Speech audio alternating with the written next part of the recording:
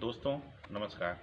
मैं सुनील कुमार यादव आज आपको भारतीय इतिहास के एक बहुत बड़े युद्ध के बारे में बता रहा हूँ, जिस युद्ध ने भारतीय इतिहास, भारतीय जनमानस और विश्व समुदाय को लगभग बदल कर रख दिया।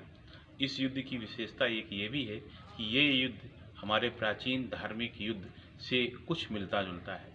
तात्पर्य यह है कि महाभारत का युद्ध हुआ तो भगवान श्री कृष्ण ने युद्ध के पश्चात गीता का संदेश दिया और पूरी दुनिया में गीता का संदेश फैला। इसी प्रकार इस युद्ध के बाद जो ये युद्ध था, कलिंग का युद्ध था, इस युद्ध में सम्राट अशोक ने युद्ध के बाद दुनिया को धम्म का संदेश दिया, बौद्ध धर्म का संदेश दिया, जो पूरी दुनिया में फैला। दोस्तों, ये युद्ध 261 ईसा पूर्व लड़ा गया और ये युद्ध अशोक के जीवन का अंतिम युद्ध था। इस युद्ध में के बारे में जानकारी हमें अशोक के 13वें अभिलेख से पता चलती है। यह युद्ध जो था अशोक के राजा बनने के 8वें वर्ष में हुआ था। यह युद्ध होने का कारण बहुत ही जो है वो प्रबल है। इस युद्ध के कारण क्या थे कि मौर्य साम्राज्य की 4 राजधानियां थीं, 4 प्रांतों में मौर्य राज्य बटा हुआ था और हिंदुस्तान का एकमात्र यही क्षेत्र जो था ये मौर्य साम्राज्य के अंतर्गत नहीं आता था। मौर्य संस्थापक चंद्रगुप्त मौर्य ने भी इस पर आधिपत्य जमाने की कोशिश की, बिंदुसार ने भी इस पर आधिपत्य जमाने की कोशिश की, लेकिन वे सफल नहीं हो पाए और बाद में अशोक ने इस पर विचार किया और आक्रमण किया। इस पर आक्रमण के कारण क्या थे? ये उत्तर भारत से दक्षिण भारत जाने का एक मार्ग था, सुगम मार्ग था और यहाँ से ही होकर हम दक्षिण भारत जाते थे। दूसरा, यह एक व्यापारिक पत्तन था, समुद्री बंदरगाह था, जो प्राचीन काल में दक्षिण पूर्वी एशिया और मध्य एशिया जो था समुद्री व्यापार यहीं से होता था और जिस देश में अगर व्यापार नहीं है तो आय नहीं है तो राज्य का सकल उत्पादन कम होता, इसलिए उसने इस पर आक्रमण करने का सोचा। दूसरा, उस समय ज़माने में लोग हाथियों पर बैठकर युद्ध करते थे और हाथी जो थे वो कलिंग में ही पाए जाते थे। पूरे देश में हाथी अगर मिलते थे कलिंग में ही मिलते थे। इन सभी कारणों से अशोक ने इस पर आक्रमण कर दिया। अब ये आता कि उस समय वहाँ का शासक कौन था, तो ये एक बहुत बड़ी जानकारी मैं आपको दे रहा हूँ कि कलिंग के शासक का नाम कहीं भी नहीं मिलता है। एक उपाधि हुआ करती थी खारवेल। खारवेल चेदी साम्राज्य के एक कड़ी थी, उस कड़ी के राजाओं को हम खारवेल कहते थे। तो यहाँ के जो राजा का नाम आता है वो खारवेल आता है। खारवेल राजा का नाम नहीं था, खारवेल एक उपाधि थी और ये हमें राजा का जो वहाँ का जो राजा था उसका नाम था अनंत पद्मनाभम। अनंत पद्मनाभम के नाम से वह राजा जाना जाता था।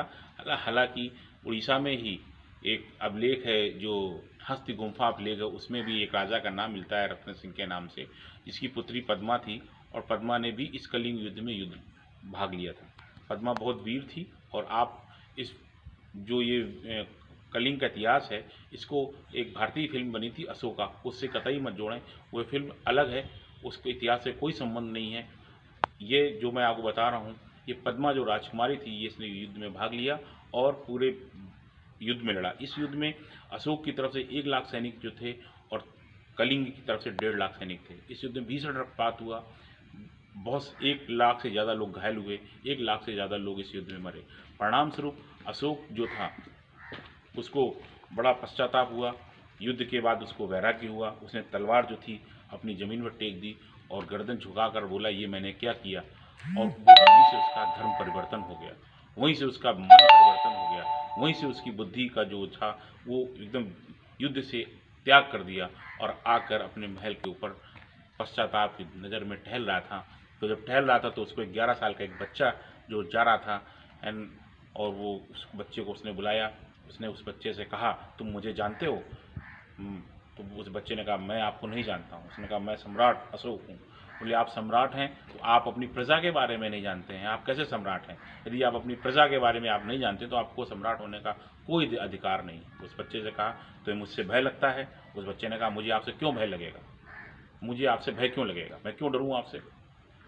ये बच्चे का नाम था निग्रोध। दोस्तों, जैसा कि आप पहले जानते हैं, पहले पढ़ चुके हैं, आप जानते हैं कि अशोक जो था अपने 100 भाइयों को मारकर सम्राट बना था और उसका जो सबसे बड़ा भाई था सुसीम, उसको जो मारा था। कई साक्ष्यों से, कई ग्रंथों से ये पता चलता है कि जो निग्रोध बालक था ये अशोक का भतीजा ही था और इसको बचा लिया गया था। बचाने वाली भी उसकी पत्नी देवी थी, जो विदिशा की रहने वाली थी। विदिशा इस देवी राजकुमारी ने, जो अशोक की पत्नी थी, उसने उस बच्चे को बचाया और बौद्ध धर्म में दीक्षित हुए। खुद भी वो बौद्ध धर्म में थी। हालांकि जब अशोक ने कलिंग पर आक्रमण किया तो विदिशा की राजकुमारी जो देवी थी उसने बहुत मना किया कि आप इस नरसंहार को मत करिए। तो जब वो वापस आया तो देवी की भी मृत्यु हो चुकी थी और बौद्ध धर्म में वो दीक्षित हुआ। बौद्ध धर्म में दीक्षित करने वाले का नाम उपगुप्त था, जिसने उसको बौद्ध धर्म में दीक्षित किया। उसने अपने बेटे और देवी के पुत्र और पुत्री महेंद्र और संघमित्रा को चीन जापान भेजा, जहाँ उसने बौद्ध धर्म का प्रचार किया। और स्वर्ण उत्तर को म्यांमार भेजा, आधुनिक बर्मा भेजा, बौद्ध धर्म का प्रचार किया और पूरी दुनिया में बौद्ध धर्म का प्रचार और प्रसार हुआ। दोस्तों, मेरा वीडियो अच्छा लगा हो लाइक करें, सब्सक्राइब करें। जय हिंद, वंदे मातरम।